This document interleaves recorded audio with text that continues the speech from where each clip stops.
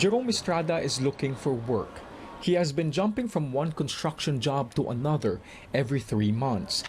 Not because he wants to, but because that's usually how long his contracts last. Napakahirap, lalo't buntis pa yung aking girlfriend.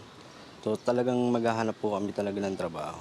Estrada may not have joined the thousands of protesters who trooped to Batasan on Monday to call for an end to illegal contractualization, but he now shares their frustration.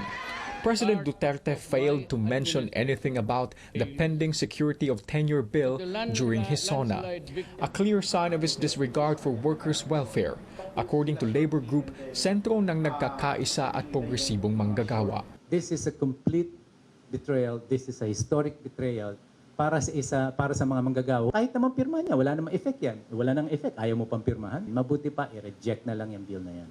Centro has been pushing for a measure to end illegal contractualization or fixed-term employment for 2 decades now. While the group says it made some leaps during Mr. Duterte's term, the government's effort at the moment seems all for show. The group is denouncing the Duterte administration for supposedly fooling workers' groups. According to Centro, while labor groups were part of the initial phase of drafting the proposed measure, the final version was significantly revised. It adds provisions that would clearly prohibit fixed-term employment were omitted. The bill, rather than improve the welfare of workers, actually reduced yung aming rights. It was Mr. Duterte's campaign promise to end contractualization. When asked about the pending measure at the press con after his SONA, the president said he will have to study the bill further. I have to confer with a lot of people affected. You know, this is a toto tango to eh.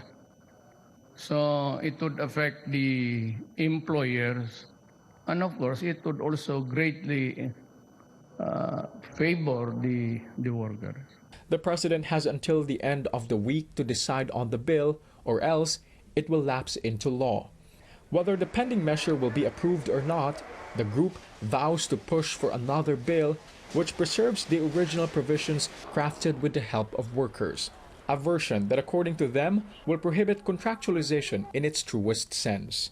Makoy Popioko, CNN Philippines.